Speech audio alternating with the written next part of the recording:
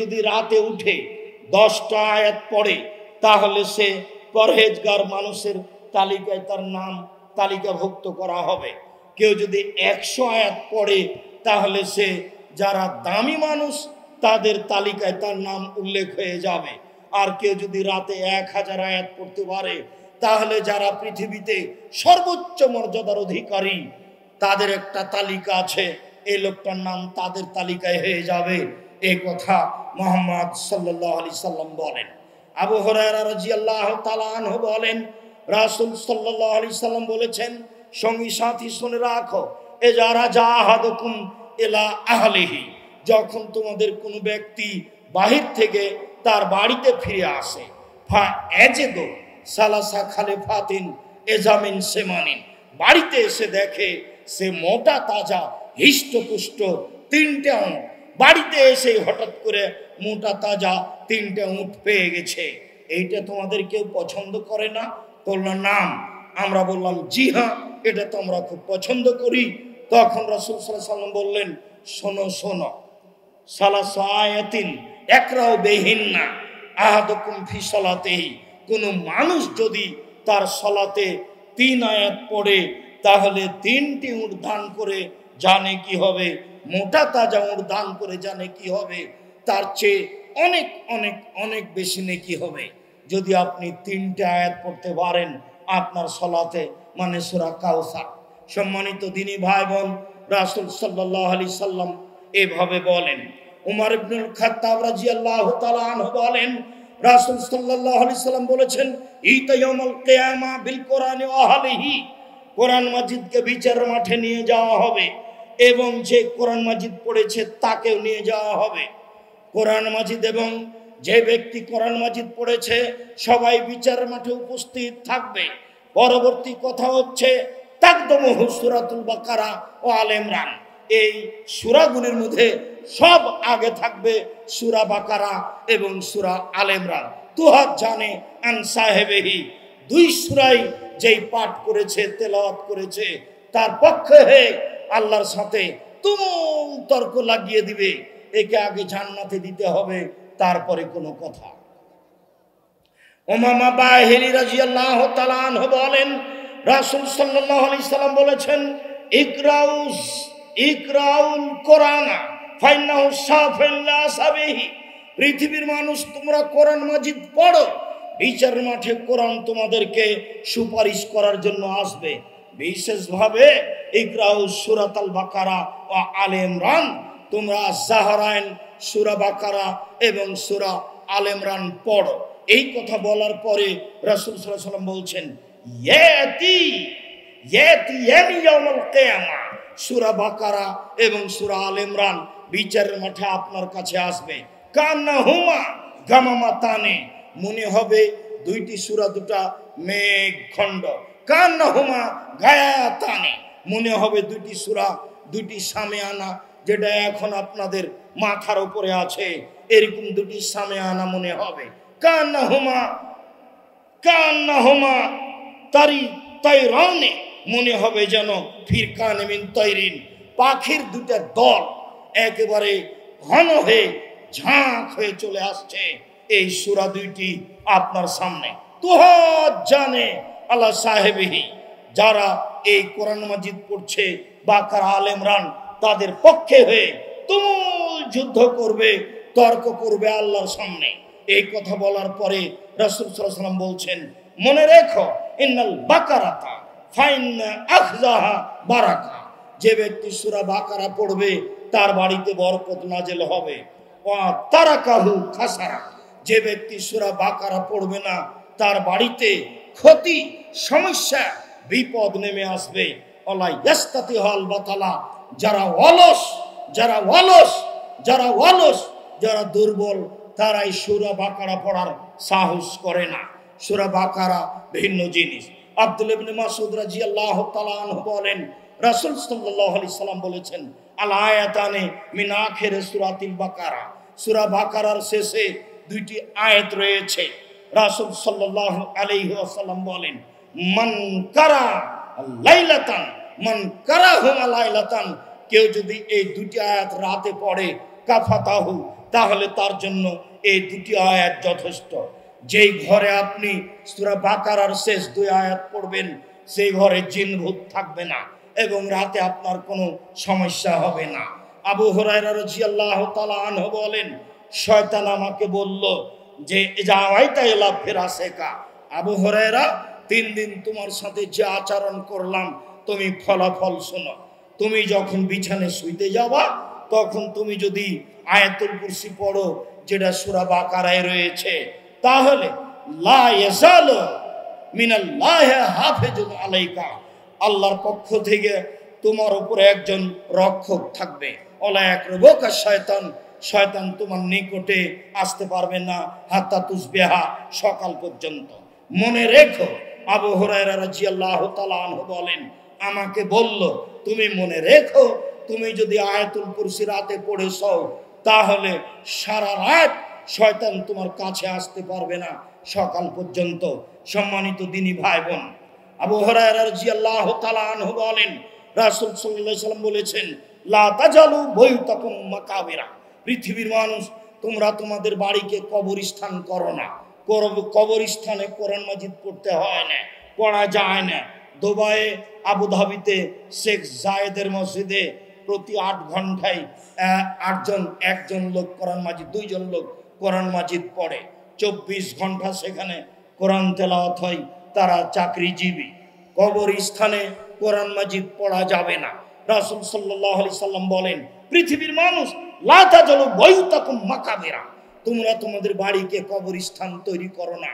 শোনো, ইন্নাশ শাইতান ইয়ানফিরু মিনাল বাইত তুকরাউ ফিহি সূরাতুল বাকারা, যেখানে সূরা বাকারা পড়া হয় সেখানে শয়তান থাকে না। যেই বাড়িতে সূরা বাকারা পড়া হয় সেই বাড়িতে শয়তান থাকে না। যেই বাড়িতে সূরা বাকারা পড়া হয় সেই বাড়িতে জিন থাকে না। যেই বাড়িতে সূরা বাকারার শেষ 2 আয়াত পড়া হয় সেই বাড়িতে জিন শয়তান থাকে না। সম্মানিত দিনী ভাই বোন, হাদিস বুখারী মুসলিম। আপনাকে আমি বলছিলাম বিচারের মাঠে আব্দুল্লাহ ইবনে আমর বলেন, রাসূল সাল্লাল্লাহু আলাইহি সাল্লাম বলেছেন, বিচারের মাঠে আপনাকে বলা হবে ইকরা ওয়ারতাকে ওয়ারাত্তিল কামা তুরাত্তিলু ফিদ দুনিয়া। এই শোনো, তুমি তো দুনিয়াতে কোরআন মাজিদ পড়ছিলে, এখন তুমি পড়ো আর জান্নাতের ওই উপরের দিকে উঠতে থাকো। পড়ো আর উঠতে থাকো, পড়ো আর উঠতে থাকো। ফাইনা মানজিলাতাকা ইনদাহা তাকরাউহা, সেটাই তোমার ঘর যেখানে পড়তে পড়তে তোমার তেলাওয়াত শেষ হবে। তুমি পড়তে থাকবে, উপরে যেতে থাকবে, তুমি পড়তে থাকবে, উপরে যেতে থাকবে। যেখানে তুমি পৌঁছবে সেটাই তোমার ঘর। সম্মানিত দিনী ভাই বোন, আয়েশা রাদিয়াল্লাহু তাআলা আনহা বলেন, কানান নবী সাল্লাল্লাহু আলাইহি সাল্লাম ইয়াবি ইলা ফিরাসিহি, যখনই তিনি বিছানায় যেতেন ফাজামা কাফাইহি, তিনি তার হাত দুটিকে এইভাবে জমা করে নিতেন। জমা করে নিয়ে ফায়ান ফিহে, হাতে হালকা 3 বার এইভাবে থুথু দিতেন। তারপরে সূরা ইখলাস, সূরা ফালাক, সূরা নাস পড়তেন। পড়ার পরে ওয়ায়ামসাহু বিহিমা আলা ওয়াজহিহি ওয়া রাসিহি, মাথা থেকে শুরু করে মুখ থেকে শুরু করে শরীরের সামনে পর্যন্ত মাস্তাতা মিন জাসাদিহি, সম্পর্ক মুছে নিতেন। ওয়া ফালু যালিকা সালাসা মাররাতিন, এইভাবে তিনি করতেন 3 বার। এদিকে দেখেন, আগে হাতটা সামনের মুড়ে তুলে ধরবেন, তারপরে আগেই থুথু দিবেন 3 বার হালকা করে, এরপরে ইখলাস ফালাক নাস 3টা পড়ে এই মুখের উপর দিয়ে শরীরের উপরে বলিয়ে নেবেন। আবার 3 বার এভাবে করবেন। এভাবে করতেন। এ কথা আয়েশা রাদিয়াল্লাহু তাআলা আনহা বলেন, রাসূল সাল্লাল্লাহু আলাইহি ওয়াসাল্লাম করতেন। সম্মানিত দিনী ভাই বোন, উকবা ইবনে আমির রাদিয়াল্লাহু তাআলা আনহু বলেন, আনা আসিরু মা নবী সাল্লাল্লাহু আলাইহি সাল্লাম ফি লাইলাতিন মুতিরাতিন ওয়া ফি যুলুমাতিন সাদিদাতিন, একদা আল্লাহর নবীর সাথে আমি চলছিলাম, খুব অন্ধকার, মেঘপূর্ণ রাত, বৃষ্টি হচ্ছে, বিজলি চমকিচ্ছে, দেখা যায় না, ঘাটাটোপ অন্ধকার। রাসূল সাল্লাল্লাহু আলাইহি সাল্লাম সূরা ফালাক আর সূরা নাস পড়তে লাগলেন। বললেন, উকবা ইকরা, তুমি এই সূরা ফালাক এবং সূরা নাস পড়ো। মনে রেখো, যারা বিপদ থেকে আশ্রয় চায় তার মধ্যে সূরা ফালাক এবং নাস বিপদ থেকে আশ্রয় নেওয়ার ব্যাপারে সবচেয়ে বড় ভিন্ন ধরনের ব্যতিক্রম জিনিস। রাস্তায় চলতে লেগে, রাতে চলতে লেগে, কোন জায়গায় রাতে থাকতে লেগে ভয় পেলে খারাপ মনে করলে, বৃষ্টি এসেছে বিদ্যুৎ চমকিলে, ভয় মনে হলে ফালাক এবং নাস পড়তে থাকবেন, যা বিবরণে বোঝা যায়। আব্দুল্লাহ ইবনে খুবাইব রাদিয়াল্লাহু তাআলা আনহু বলেন, একদা খুব বৃষ্টির রাত, বিজলি চমকিচ্ছে, আমরা বাড়ি থেকে বের হয়ে গেলাম। নাতলুবু রাসূলুল্লাহ সাল্লাল্লাহু আলাইহি সাল্লাম, আমরা রাসূলকে খুঁজবো, এই জন্য বের হয়ে গেলাম। ফাদরাকনাহু, তাকে এক জায়গায় পেয়ে গেলাম। পেতেই তিনি বলছেন, শোনো, ইকরা, পড়ো, ইফার, পড়ো। আমি বললাম, কি পড়বো? তো বললেন, কুল কুল হুয়াল্লাহু আহাদ, বলো কুল হুয়াল্লাহু আহাদ, কুল আউযু বিরাব্বিল ফালাক, কুল আউযু বিরাব্বিন নাস, সালাসা মাররাতিন তুসবিহু তুমসি। যখনই তুমি সকাল করবে, যখনই তুমি সন্ধ্যা করবে, 3 বার করে পড়বে। একফি মিন কুল্লি শাইন, যত সমস্যা আছে পৃথিবীতে সব সমস্যার জন্য যথেষ্ট হয়ে যাবে ইখলাস, ফালাক, নাস। 3 বার করে সকালে, 3 বার করে বিকালে, ইখলাস 3 বার, ফালাক 3 বার, নাস 3 বার, সকালে 3 বার করে, বিকালে 3 বার করে। যত সমস্যা আছে পৃথিবীতে সব সমস্যাকে দূরে করার জন্য এই 3টি সূরা যথেষ্ট হবে, এ কথা রাসূল সাল্লাল্লাহু আলাইহি সাল্লাম বলেন। আবু হুরায়রা রাদিয়াল্লাহু তাআলা আনহু বলেন, রাসূল সাল্লাল্লাহু আলাইহি সাল্লাম বলেন, আয়াজু আহাদুকুম আয়াকরা সুলাসাল কোরআনে ফিল লাইলে, রাতে কোরআনের 3 ভাগের 1 ভাগ পড়তে তোমাদের কেউ অক্ষম কি? তখন সাহাবীগণ বললেন, বলেন কি আল্লাহর নবী, এক রাতে কি কোরআন মাজিদের 3 ভাগের 1 ভাগ পড়া যায়? এক রাতে কি কোরআন মাজিদের 3 ভাগের 1 ভাগ পড়া যায়? তখন রাসূল সাল্লাল্লাহু আলাইহি ওয়াসাল্লাম বললেন, শোনো, কুল হুয়াল্লাহু আহাদ ষোলসুল কোরআনে সূরা ইখলাস হচ্ছে কোরআন মাজিদের 3 ভাগের 1 ভাগ। যদি সূরা ইখলাস 3 বার পড়তে পারেন তাহলে একবার কোরআন মাজিদ পড়ার সমান নেকি পাবেন, এই কথা মুহাম্মদ সাল্লাল্লাহু আলাইহি সাল্লাম বলেন। জনৈক ব্যক্তি নেতা হয়ে সফরে গেছিলেন, যখনই তিনি ইমামতি করতেন তখন আগে সূরা ইখলাস পড়তেন বা শেষে সূরা ইখলাস পড়তেন সব রাকাতি। যখন তারা ফিরে আসলো, তারা জিজ্ঞাসা করলো আল্লাহর নবীকে, আল্লাহ নবী, আমাদের ইমাম এরকম কাজ করত। আল্লাহ রাসূল বললেন, তোমরাই তাকে বলো কেন শেষে সূরা ইখলাস পড়তো। আমরা বললাম, আপনি কেন সূরা শেষে ইখলাস পড়তেন? তখন তিনি বললেন, সূরা ইখলাস আল্লাহর গুণাবলী রয়েছে, আমি এই সূরাকে এই জন্য ভালোবাসি। আল্লাহ রাসূল বললেন, শোনো, সূরা ইখলাসকে যে ভালোবাসে আল্লাহ তাকে জান্নাতে দিয়ে দিবেন, আল্লাহ তাকে ভালোবাসেন। সূরা ইখলাস পড়ার ব্যাপারে এইভাবে আপনারা মনোযোগী হবেন। আব্দুল্লাহ ইবনে উমর রাদিয়াল্লাহু তাআলা আনহু বলেন, রাসূল সাল্লাল্লাহু আলাইহি সাল্লাম বলেছেন, লিকুল্লি হারফিন হাসানান, কোরআন মাজিদের প্রত্যেকটা অক্ষরেই নেকি রয়েছে। ওয়াল হাসানাতু বিআশরি আমসালিহা, একটা মানে 10টা, একটা মানে 10টা, একটি অক্ষর পড়লে 10 নেকি হয়।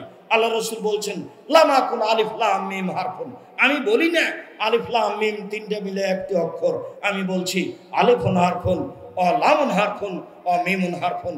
আলিফ পড়লে 10 নেকি, লাম পড়লে 10 নেকি, মিম পড়লে 10 নেকি।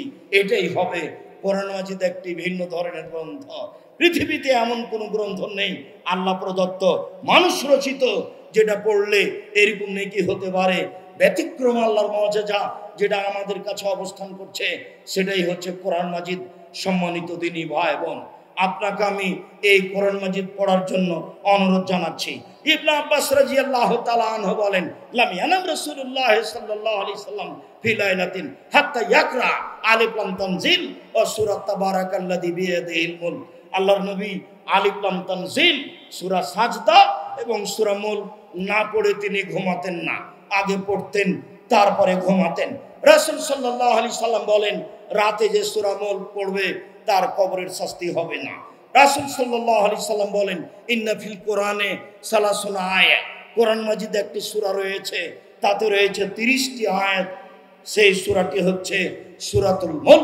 যে ব্যক্তি পড়বে শাফা লাহু ইয়াউমাল কিয়ামা, এই সূরা বিচার মাঠে তার জন্য সুপারিশ করবে। হাত্তা গফিরা লাহু, করতে করতে যতক্ষণ পর্যন্ত না ক্ষমা হবে ততক্ষণ পর্যন্ত সূরা মুলক যাবে না।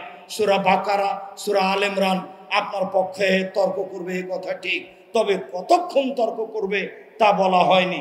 সূরা মুলক যদি আপনি পড়েন 30টি আয়াত বিশিষ্ট, যতক্ষণ পর্যন্ত আপনার ক্ষমা না হবে ততক্ষণ পর্যন্ত সূরা মুলক আপনার কাছ থেকে যাবে না।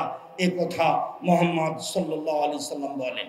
সম্মানিত দিনী ভাই বোন, আমি শেষের দিকে চলে এসে আপনাদেরকে আবারও জানাচ্ছি, কোরআন মাজিদ পড়তে শিখি সহজেই। আজকে 1 ঘন্টায় যেটা কোরআন মাজিদ শিখছিলাম, এটা তো একটা পরিস্থিতি মাত্র। 1 ঘন্টায় কোরআন মাজিদ পড়া শিখবো কেন? 1 মাসে, 3 মাসে, 6 মাসে শিখবই যে কোনো মূল্যে। বাংলা উচ্চারণ করে কোরআন মাজিদ পড়বো না, অক্ষর প্রতি 10 নেকি নেবই যে কোনো মূল্যে। সম্মানিত দিনী ভাই বোন, কোরআন মাজিদকে সামাজিককরণ করতে চাচ্ছি। সবাই যেন কোরআন মাজিদ পড়ে। হিন্দু, মুসলমান, বৌদ্ধ, খ্রিস্টান সবার জন্য কোরআন এসেছে। সবাই মুসলমান হোক, সবাই কোরআন মাজিদ পড়ুক, সবাই অক্ষর প্রতি 10 নেকি করুক। লা ইলাহা ইল্লাল্লাহ না বললে অমুসলিম নেকি পাবে না। সে যেভাবেই হোক কোরআন মাজিদ পড়ুক। কোরআন মাজিদ এসেছে মানুষের জন্য, কোরআন মাজিদ এসেছে হিন্দু, মুসলমান, বৌদ্ধ, খ্রিস্টান সবার জন্য।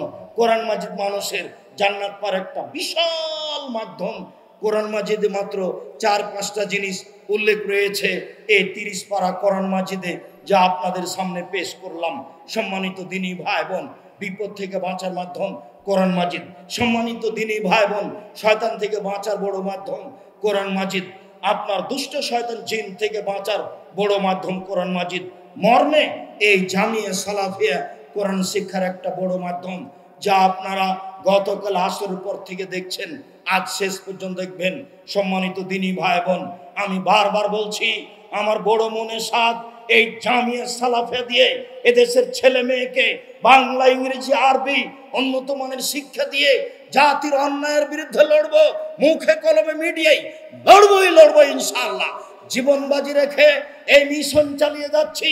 মর্মে সকল দিনী ভাই বোনকে আমি অনুরোধ জানাচ্ছি, একটু খালি অন্তরে আল্লাহর কাছে মন খুলে বলবেন, আল্লাহ তুমি জামিয়া সালাফিকে কবুল করো।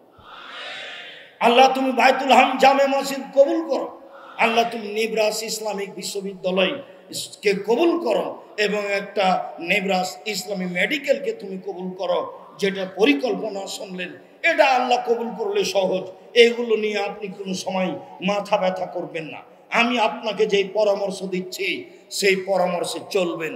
আর একটু বলবেন, যারা জামিয়া সালাফিয়া কাজ করে তারা যেন কোথায় কর্মে ত্রুটি না করে, পয়সা হারাম না খায় এবং ধোকা ফাঁকি না দেয়, আর যেন পয়সার ব্যাপারে প্রতারণা না দেয়। 10-এর পয়সা যদি কেউ মেরে খায় কোনো জায়গায়, তাহলে সেখানে বরকত হবে না। জামিয়া সালাফের অনেক শাখা রয়েছে, গবেষণা বিভাগ রয়েছে, ইতেসাম বিভাগ রয়েছে, আর দাওয়া ইলা আল্লাহ রয়েছে, এই প্রতিষ্ঠান রয়েছে, অনেক বিভাগ রয়েছে। যারা যেখানে দায়িত্ব পালন করছে তারা যেন সূক্ষ্মভাবে, নিখুঁতভাবে 10-এর পয়সা মনে করে পরকালের ভয়ে, পরকালের আশায় যেন তারা জিম্মেদারি পালন করতে পারে। আপনারা এই দোয়া করবেন। আমি তো এ আশা করে বলি, জামিয়া সালাফিয়া গড়বে ইনশাআল্লাহ। মানুষের কোনো খুব প্ররোচনা, খারাপ পরিকল্পনা জামিয়া সালাফের কোনো স্থায়ী ক্ষতি করতে পারবে না। কেন? আমি 10-এর পয়সার ক্ষতি করি না, এটাই আমার সাহস। আমি আপনাকে প্রথমেই বলি একটু খালেস অন্তরে আল্লাহর কাছে দোয়া করার জন্য। এরপরে বলি, নবীর চলেনি 10-এর পয়সা ছাড়া, আমাদেরও চলবে না 10-এর পয়সা ছাড়া। রাসূল সাল্লাল্লাহু আলাইহি ওয়াসাল্লাম কোনো বিপদ দেখলেই সাহাবীগণকে থামিয়ে পয়সার কথা বলতেন, দানের কথা বলতেন। আমিও অন্য কাউকে কিছু না বলে, আমি যখন নিজে আসি তখন আপনার সামনে দাঁড়াই, আপনাকে বলি, আপনি আমার দিনী ভাই, আপনি আমার দিনী বোন, কোনো সময় মনটাকে ছোট করবেন না। আপনি যার যখন সম্ভব সে তখন দান দিয়ে যাবেন। এই যে আপনার মসজিদ তৈরি হচ্ছে, 10 ton rod, 20 ton rod, 5 ton rod, 1 ton rod আপনি আপনার মতো দিয়ে পাঠাবেন, এটাই আমি বলছি। এই মুহূর্তে আপনাকে আমি বলতে রাজি নই যে আপনি 5 টন দেন, 1 টন দেন, এটা আমি বলছি না। আপনি সিমেন্ট পাঠাবেন, রড পাঠাবেন, আপনি পরিকল্পনা নেন। প্রত্যেক মাসে 200, 500, 2000, 5000 আমি এই জামিয়া সালাফিয়ার আন্তরিকভাবে আল্লাহকে সন্তুষ্ট করার জন্য সদস্য হয়ে গেলাম। এটা আপনার পরিকল্পনা হোক, এটা আমি চাচ্ছি। মিডিয়ার মাধ্যমে দিনী ভাই বোন যারা দেশ বিদেশে আছেন, যারা পরবর্তীতে অবগত হবেন, সবাইকে আমি অনুরোধ করছি, আপনারা জামিয়া সালাফের সার্বিক কাজে দানের হাত প্রশস্ত করুন। সম্মানিত দিনী ভাই বোন, দানের হাত প্রশস্ত করবেন ওই হাদিসের ভিত্তিতে যে হাদিসে রাসূল সাল্লাল্লাহু আলাইহি ওয়াসাল্লাম বলেছেন, প্রত্যেক দিন সকালে দুইজন ফেরেশতা আকাশ থেকে নেমে আসে। একজন বলে, আল্লাহ যে যতটুকু দান করলো তুমি তার ততটুকু পূর্ণ করে দাও, আল্লাহ যে যতটুকু দান করলো না তুমি তার সেটুকু ক্ষতি করে দাও। আপনি খেয়েই পয়সা শেষ করিয়েন না, বই পুস্তক নিয়েই, অযথা বই পুস্তক নিয়েই পয়সা শেষ করিয়েন না। গুরুত্বপূর্ণ বই পুস্তকগুলি কিনবেন আর দানের হাত সবসময় প্রশস্ত রাখবেন। আয়েশা রাদিয়াল্লাহু তাআলা আনহা আল্লাহর নবী বলছেন, আয়েশা খাসি যে জবাই করেছিলাম কতটুকু আছে? তখন আয়েশা বলছেন 10 ভাগের ভাগে 9 ভাগ শেষ হয়েছে, 1 ভাগ আছে। তখন আল্লাহ রাসূল বলছেন, আরে না না, তুমি ভুল বলেছ, 9 ভাগই আছে, 1 ভাগ শেষ হয়েছে। না আল্লাহর নবী শুনেন শুনেন শুনেন, আরে 10 ভাগের ভাগে 9 ভাগ নেই, 1 ভাগ আছে। আরে শোনো, কথা উল্টিয়ে ধরো, 9 ভাগ আছে, 1 ভাগ নেই। এই কথা আয়েশা রাদিয়াল্লাহু তাআলা আনহা বলেন, এই কথা মুহাম্মদ সাল্লাল্লাহু আলাইহি সাল্লাম বলেন। আল্লাহ নবী দিলেন, বললেন, যা দিলে তুমি, যা জমা হলো, যা খেলে তা পেশাব পায়খানা হলো, আর যা তুমি পড়লে তা পুরাতন হয়ে গেল। মর্মে সকল দিনই ভাই বোনকে আমি বৈঠকি দানে অংশগ্রহণ করার জন্য অনুরোধ জানাচ্ছি। আমাদের ছেলেরা আসছে, ছেলেরা তোমরা যাও, বৈঠকি দানে আপনারা অংশগ্রহণ করেন, আমি আপনাদের সাথে সব সময় থাকি, এখনো আছে। এই ছেলেরা শোনো, এই বৈঠকি দানে যারা আপনারা স্টেজে আছেন সবাই অংশগ্রহণ করবেন। এই ছেলে তোমরা যারা সামনে আছো, সারাদিন বসে আছো, কি যে বলছো, খালি বাদাম খাচ্ছ, তোমরা এই দানে অংশগ্রহণ করো, কেউ খালি থাকতে পাবা না। এই শোনো, এরা যেন কেউ খালি না থাকে। এরা এখনই বের হয়ে টাকাটা কোথায় খেয়ে শেষ করবে, যেটুকু সম্ভব কেউ খালি থাকবেন না। 10 টাকা হোক কারো কাছ থেকে নিয়ে দিবেন, 200, 500, 2000, 5000, আপনি বৈঠকি দানে অংশগ্রহণ করেন। আপনি আমার দিনী ভাই, আপনি আমার দিনী বোন, আপনার প্রাণের প্রতিষ্ঠান জামিয়া সালাফিয়া, আপনার অন্তরের প্রতিষ্ঠান জামিয়া সালাফিয়া, আপনার ভালোবাসার প্রতিষ্ঠান জামিয়া সালাফিয়া। সম্মানিত দিনী ভাই বোন, আমি সকলকেই বৈঠকি দানে অংশগ্রহণ করার অনুরোধ জানিয়ে বলছি, আল্লাহ যে যতটুকু দান করলো তুমি তার ততটুকু পূর্ণ করে দাও। আল্লাহ যে যতটুকু দান করলো তুমি তার ততটুকু পূর্ণ করে দাও। দান মানুষের কবরের শাস্তিকে বন্ধ করে দেয়, দান মানুষের পাপকে মিটিয়ে দেয়, পানি যেমন আগুনকে নিভিয়ে দেয়, দান আল্লাহর রাগকে মিটিয়ে দেয়। দান হচ্ছে দলিল। সম্মানিত দিনী ভাই বোন, কেউ খালি থাকবেন না। নিজের কাছে টাকা না থাকলে আর একজনের কাছে 10টা 50 টাকা নিয়ে অংশগ্রহণ করবেন। বৈঠকি দানে আমি আপনাদের সাথে থাকি সব সময়। মর্মে দিনী ভাই বোনকে যারা আশেপাশে দাঁড়িয়ে আছেন তাদেরকে অনুরোধ জানাচ্ছি, আপনারা আমাদের এই ছেলেদেরকে কেউ খালি হাতে ফিরিয়ে দিবেন না। যার যতটুকু সম্ভব সেই ততটুকু দান করবেন। আমি আপনাদের জন্য বলি, যা রাসূল সাল্লাল্লাহু আলাইহি সাল্লাম বলতেন, আল্লাহুম্মা সাল্লি আলাইহি আল্লাহুম্মা বারিক আলাইহি বারাকাল্লাহু ফি আহলিকা মালিকা। মাঠ ভর্তি মানুষ, হাজার লাখ মানুষের উপস্থিতি, আপনারা এই খোলা মনে আল্লাহকে সন্তুষ্ট করার জন্য দান করলে আপনি ফলাফল ভোগ করবেন। আপনাদের জামিয়া সালাফিয়া সহজেই কাজগুলি গড়ে উঠবে। জামিয়া সালাফের এটা আপনাদের জন্য সহজ হবে, যারা কাজ করছে তাদের জন্য সহজ হবে। সম্মানিত দিনী ভাই বোন, সকলকে আমি জামিয়া সালাফিয়ার দানের হাত প্রশস্ত করার অনুরোধ জানিয়ে আন্তরিকভাবে আপনাদের জন্য আল্লাহর উপরে দোয়া করে আলোচনার শেষে চলে আসলাম। আল্লাহ আমার দিনী ভাই বোন যারা দান করছে, তুমি তাদের অর্থ সম্পদে বরকত দান করো, তুমি তাদের ব্যবসা বাণিজ্যে বরকত দান করো, তুমি তাদের অর্থ সম্পদ ব্যবসা বাণিজ্যে নিরাপত্তা দান করো। আল্লাহুম্মা সাল্লি আলাইহি আল্লাহুম্মা বারিক আলাইহি। আল্লাহ আমাদের যারা মারা গেছে তুমি তাদের কবরের শাস্তি মাফ করো। আল্লাহ আমরা যারা অসুস্থ তুমি তাদের আরোগ্য দান করো। আল্লাহ আমরা যারা বেঁচে আছি তুমি তাদেরকে তোমার রাসূলের পদ্ধতি অনুযায়ী চলার তৌফিক দান করো। আপনারা আগে উঠে যান না, আমাদের ছেলেদেরকে আপনাদের পাশ পর্যন্ত যেতে দেন। এমনিতে পরিবেশ নষ্ট করেন কেন? এটা তো 2-1 মিনিটের ব্যাপার, ধৈর্যের তো পরিচয় দিতে হবে। আর এটা তো জামিয়া সালাফি কনফারেন্স, এটা আপনাদের অবগতিত রয়েছে। মর্মে আমি আপনাদের আন্তরিকভাবে শুকরিয়া আদায় করি। বিভিন্ন এলাকা থেকে, বাহির থেকে, ইন্ডিয়া থেকে যারা যেখান থেকে এসেছেন আমি সবার শুকরিয়া আদায় করি। আল্লাহ আপনাদেরকে যাজায়ে খায়ের দান করুন। আমার দিনী ভাই দেশ বিদেশ থেকে যারা দিন প্রচারের জন্য, বক্তব্য দেওয়ার জন্য এসেছেন। আমি তাদের শুকরিয়া আদায় করি। জাযাকুমুল্লাহ খায়র। যারা গ্রামবাসী হাঁটাবো, বীর হাঁটাবো, যেভাবেই হোক প্রতিষ্ঠানকে সহযোগিতা করে থাকেন, পরামর্শ দিয়ে থাকেন, তাদের জন্য দোয়া করি। আল্লাহ তুমি তাদের যাজায়ে খায়ের দান করো। হাঁটাবো, বীর হাঁটাবো যারা মারা গেছে, তুমি তাদের কবরের শাস্তি মাফ করো। বিশেষভাবে আব্দুল অদু মারা গেছেন, তার ছেলে তার নামে এই জমিগুলো বিক্রি মূল্য দিয়েছেন, যা ছিল সহজ। তুমি তার কবরের শাস্তি মাফ করো। আর যারা দেওয়ার অপেক্ষায় আছেন, আল্লাহ তুমি তাদের অন্তরকে প্রশস্ত করো। বিশেষভাবে তার ভাই মধু জমি দিয়েছেন, আল্লাহ তুমি তার অন্তরকে প্রশস্ত করো, সার্বিক কাজে যেন সহযোগিতা করতে পারেন। আমি হাঁটাবো, বীর হাঁটাবো এলাকাবাসী সকলের কল্যাণ কামনা করে, আর যারা এখনো প্রতীক্ষমান রয়েছেন, দিতে পারেননি, আল্লাহর কাছে আন্তরিকভাবে দোয়া করি আল্লাহ যেন আপনাদের অন্তরকে নরম করে দেয়। সহজে যেন আপনি জামিয়া সালাফের উপরে ভালোবাসা পোষণ করে আপনার জমি দিতে পারেন। আপনার জন্য, আপনার পিতামাতার জন্য আমরা আন্তরিকভাবে দোয়া করি। আল্লাহ আপনাদের কবুল করুক। আল্লাহুম্মা আমিন। আল্লাহ তুমি আমাদের কবুল করো। আল্লাহুম্মা আমিন। তোমার দরবারে এই জোরালো দাবি দেওয়া দোয়া রেখে আজকের আলোচনা এখানে শেষ করলাম। সুবহানাকাল্লাহুম্মা ওয়া বিহামদিকা আশহাদু আল্লা ইলাহা ইল্লা আনতা আস্তাগফিরুকা ওয়া আতুবু ইলাইক। আসসালামু আলাইকুম ওয়া রাহমাতুল্লাহ।